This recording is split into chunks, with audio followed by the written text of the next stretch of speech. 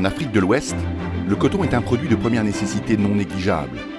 L'or blanc est une des principales sources de revenus des agriculteurs d'Afrique de l'Ouest, qui a des conséquences sur les conditions de vie de populations et de villages entiers. Le coton représente également un important vecteur d'exportation et de recettes pour de nombreuses économies de pays d'Afrique de l'Ouest. Depuis 2008, la Société internationale islamique de financement du commerce a concentré ses interventions en matière de financement du commerce et de développement sur la production de coton en Afrique de l'Ouest, avec des efforts pour renforcer les capacités locales et développer les chaînes de valeur coton à textile dans la région. Le Burkina Faso a été le premier bénéficiaire du financement de ITFC dans le secteur du coton. Jusqu'à présent, plus de 744 millions de dollars ont été mis à disposition sur 9 saisons cotonnières dans le pays, dont ont bénéficié plus de 240 000 agriculteurs.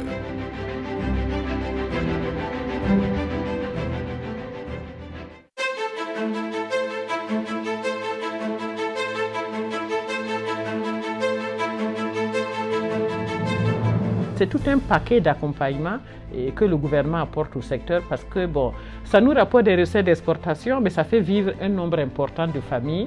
Et parce que les familles, elles arrivent à subvenir à leurs besoins. Derrière cela, ce sont des enfants qui peuvent aller à l'école, etc., etc. Donc je crois que tout cet élément, ça permet de sortir finalement les populations de la pauvreté et de la précarité. Quand l'entreprise s'accroît, naturellement les revenus s'améliorent. Quand les revenus de l'entreprise s'améliorent, c'est toute la famille et même la grande famille qui en profite. On améliore les outils de production au village, pour l'agriculture. Il y a des producteurs qui étaient à vélo, qui sont en moto, d'autres sont en voiture. Quand tu rentres en milieu rural, si tu vois des beaux maisons, ça fait partie des producteurs de coton. 30% des réserves minérales, plus de 50% des terres arables inexploitées de la planète. Une population jeune avec plus de 30% âgée de 15 à 25 ans. L'Afrique est un réservoir de potentiel prêt à se transformer en source de prospérité pour ses peuples.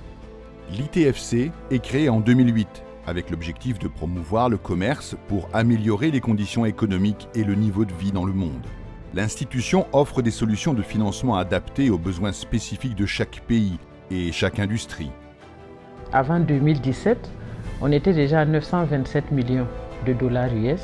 À partir de 2017 seulement et jusqu'à 2018, figurez-vous, 450 millions de dollars US. Et le plan cadre qui va être signé en 2019, figurez-vous, à l'horizon de 2019 à 2023, ça sera 1,5 milliard de dollars. طبعا من أهم البرامج اللي تقوم فيها المؤسسة الدولية الإسلامية لتنمية التجارة هو الحقيقة دعم لقطاع القطن في العالم الإسلامي، خاصة في الدول المنتجة للقطن مثل بوركينا فاسو والكاميرون والكوت ديفوار، حيث أن القطن يعتبر مصدر أساسي ورئيسي الحقيقة لهذه الدول. فالمؤسسة الحقيقة لديها خطة الحقيقة لدعم قطاع القطن، سواء من خلال التمويل القطاع أو احتياجات القطاع، وأيضا من خلال تقديم البرامج للرفع من قدرات هذا القطاع، وحتى تستطيع فعلا هذه الدول على أن تحسن من صادراتها وتحسن من أيضا الارتقاء بصناعاتها المتعلقة أو المرتبطة بالقطن. Ce travail est réalisé en étroite collaboration avec les organismes locaux, le partenariat avec Sofitex, société étatique en charge du secteur du coton au Burkina Faso, pour la promotion du commerce du coton, est l'une des meilleures illustrations du succès des partenariats. Pour pouvoir conduire des activités de cette envergure, surtout pour une entreprise comme Sofitex, nous avons besoin de ressources. Et les ressources, nous ne les générons pas à l'initiale. Nous les recherchons auprès de partenaires financiers qui veulent bien nous faire confiance. C'est dans ce cadre que nous avons donc gagné la confiance de ITFC. Le secteur du coton est la deuxième source de revenus au Burkina Faso, notamment dans les zones rurales. Le financement fourni par ITFC soutient l'importation d'intrants agricoles et l'achat de coton graines auprès des agriculteurs et des coopératives. Ce partenariat permet de payer plus rapidement les producteurs de coton. Cela a eu un impact positif sur le revenu des agriculteurs et a amélioré leurs conditions de vie. Comme vous l'avez dit, au départ, on rencontrait un série de problèmes, c'était vraiment le délai de paiement. Puisqu'il y a des années où, quand tout le coton est rentré à l'usine et grainé, il faut attendre 1 mois et demi, 2 mois pour pouvoir avoir l'argent du coton. Mais présentement, il y a une grande différence.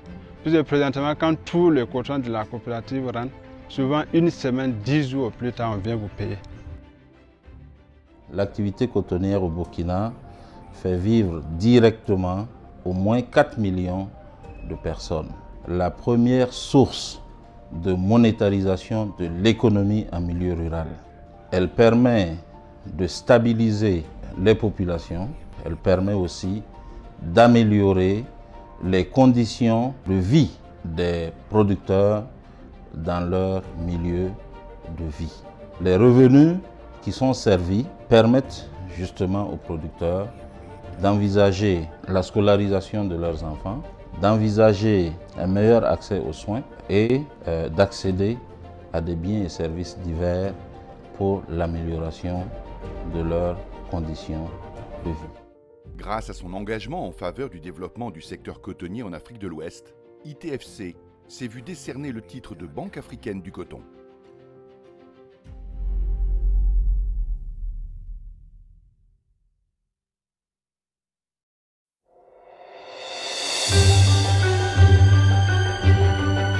Sur les 12 principaux pays africains producteurs de coton, 8 se trouvent en Afrique de l'Ouest. Le secteur ouest-africain du coton est une chaîne de valeur stratégique importante qui offre d'énormes possibilités de création d'emplois, une source de recettes en devises étrangères et une économie durable tirée par les exploitations dans cette région. Depuis 2008, ITFC a approuvé 21 opérations de financement dans le secteur du coton dans la région, notamment au Bénin, au Burkina Faso, au Cameroun et en Côte d'Ivoire.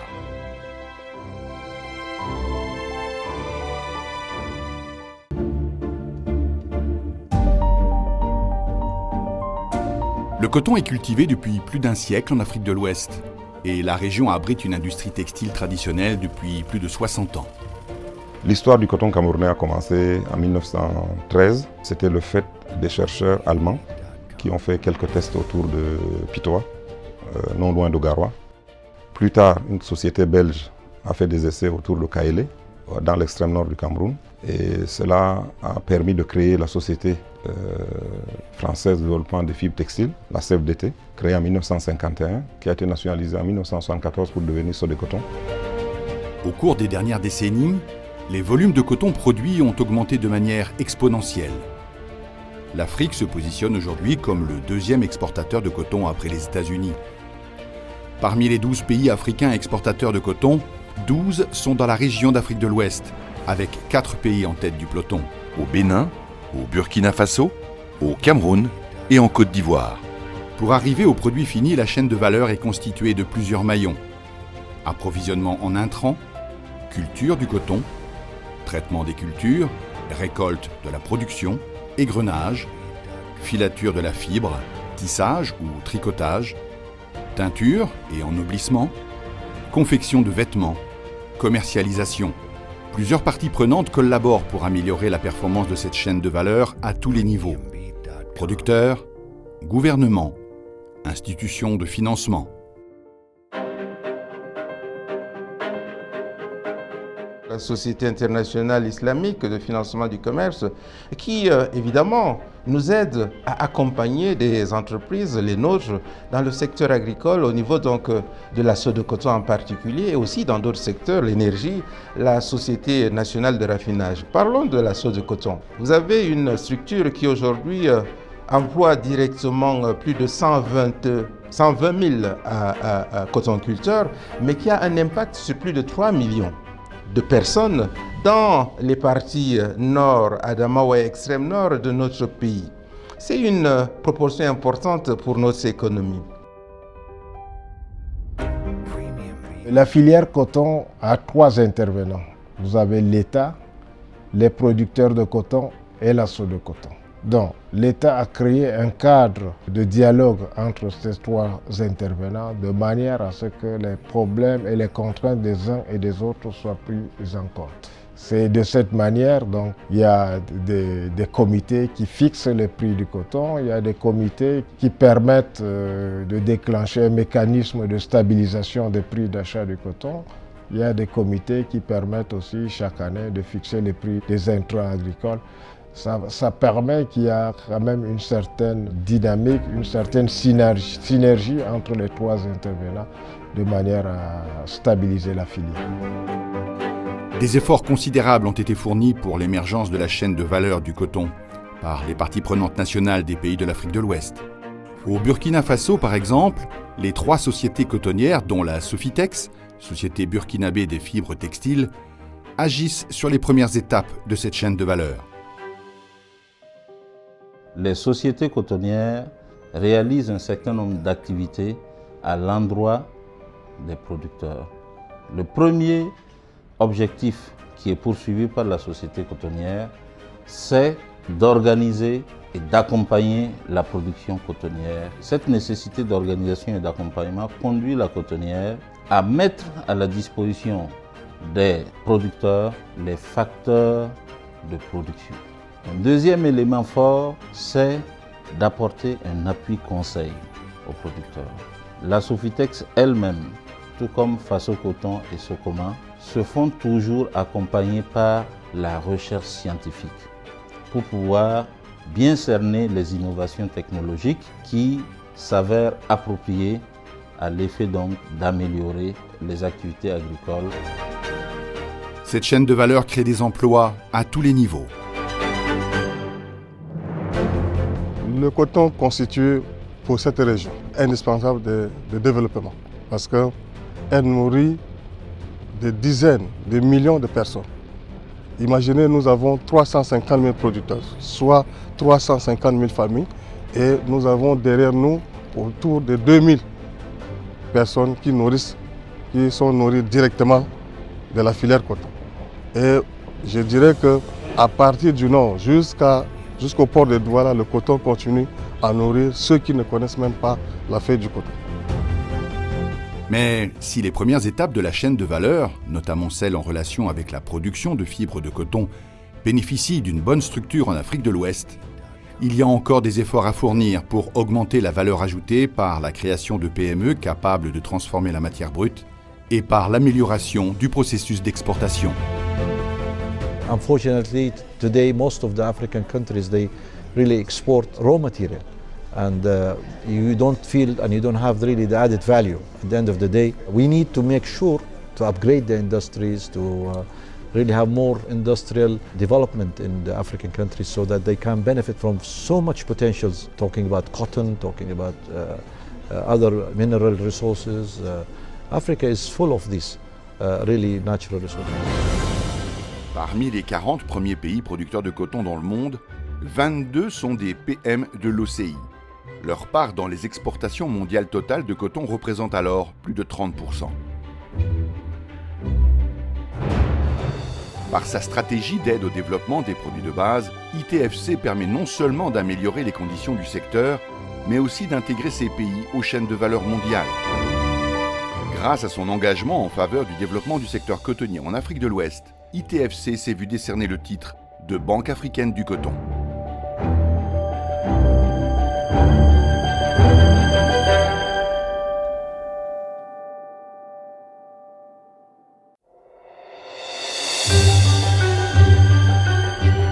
Le développement du secteur cotonnier africain reste un axe majeur de l'ITFC, notamment au Bénin, au Burkina Faso, au Cameroun et en Côte d'Ivoire. Dans la région de l'Afrique subsaharienne, les efforts de financement de l'ITFC dans le secteur du coton dépassent les 1,4 milliard de dollars, raison pour laquelle ITFC est connu sous le nom de la Banque africaine du coton.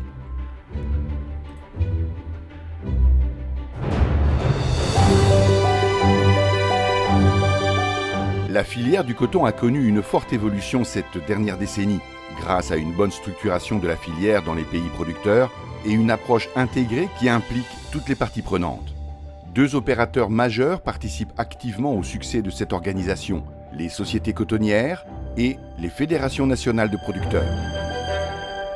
La Sofitex a été créée justement pour mieux prendre à bras le corps l'activité de production cotonnière qui avait commencé donc depuis sous la colonisation et qui s'est poursuivie après les indépendances. Bon, il fallait mettre en place un véhicule juridique approprié pour pouvoir donc insuffler la dynamique qu'il faut à l'organisation et à la croissance, donc au développement de cette activité. L'émission de Sodecoton aujourd'hui, c'est l'encadrement des producteurs. Nous faisons faire du coton. C'est la mission que l'État nous assigne. Nous fournissons des intrants à crédit. Nous ramassons le coton et nous le traitons en vue de séparer la graine de la fibre. La fibre est exportée. La graine passe dans les huileries en trituration. Et une fois triturée, nous produisons de l'huile et nous produisons des tourteaux, des aliments bétail. Pour mener à bien leur mission, les sociétés cotonnières font recours à des bailleurs de fonds nationaux et internationaux tels que l'ITFC. Ces fonds sont essentiellement utilisés pour le financement de l'achat d'intrants, l'achat d'engrais, l'achat du coton auprès des producteurs et la transformation du coton graine. Vous savez, le partenariat du Cameroun avec l'ITFC est très bénéfique pour la filière coton. D'abord, pour 2 choses. Aujourd'hui, pour atteindre les 400 000 tonnes de coton graine, il faut mobiliser 36 milliards de francs CFA pour financer l'acquisition des intrants. C'est vrai que la Sodecoton avait un fonds abondé par le gouvernement qui était de 12 milliards. Les planteurs ont abondé encore de 6 ou 8 milliards. Mais aujourd'hui, le gap est rattrapé par l'ITFC. Donc ceci permet à la Sodecoton d'avoir un fonds à des taux vraiment très compétitifs pour acquérir de l'engrais. Sodecoton, son top management obtient de son conseil d'administration un blanc-seing chaque année pour emprunter environ 100 milliards pour son fonctionnement. Le fonctionnement principalement, 60% de son fonctionnement représente l'achat coton et de son traitement. Ces 60% sont obtenus principalement de l'ITFC depuis 2011-2012. Le reste est obtenu au niveau des banques locales. Donc, le concours de l'ITFC qui a commencé en 2011-2012, dans la campagne 2011-2012, représentait dans un premier temps les engrais à hauteur de 13 milliards. À hauteur de 13 milliards, ça dit 20 millions d'euros. Et à partir de 2015-2016, nous avons obtenu le financement de l'achat coton également, une trésorerie pour acheter le coton plus facilement. Parce qu'avant ce prêt, nous avions des difficultés pour payer à temps les producteurs.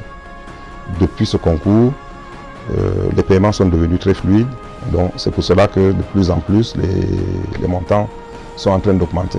Qu'on voudrait porter à 400 000 tonnes en 2022 et 600 000 tonnes en 2030.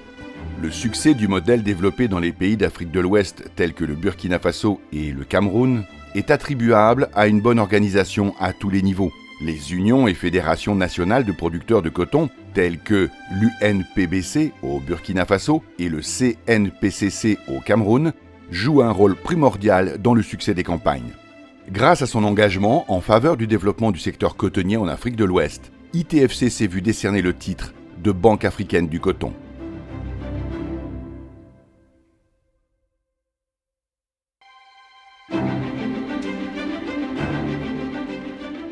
Les chaînes de valeur font pleinement partie de l'intégration régionale et mondiale et relient les pays et les régions à l'économie mondiale. En tant que principale activité de rente pour les paysans d'Afrique de l'Ouest, le coton continue d'être un important vecteur d'exportation et de revenus pour les pays d'Afrique de l'Ouest. Les interventions de ITFC dans le secteur du coton se concentrent sur des aspects cruciaux du secteur, des intrants agricoles à la transformation, au conditionnement et à l'exportation du coton.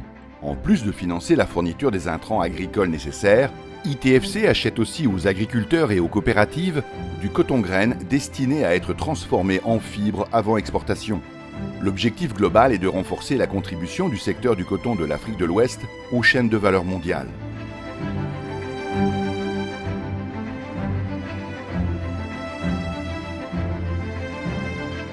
Dans une coopérative, vous pouvez trouver en moyenne 30 producteurs. Et ces producteurs, dans un village, s'organisent pour créer l'union départementale. Parce qu'une union peut avoir plusieurs villages. L'union départementale crée l'union provinciale. Dans une province, il y a plusieurs départements. Et on a, au niveau des départements, 177 unions départementales. Et les provinces, on compte 28 unions provinciales.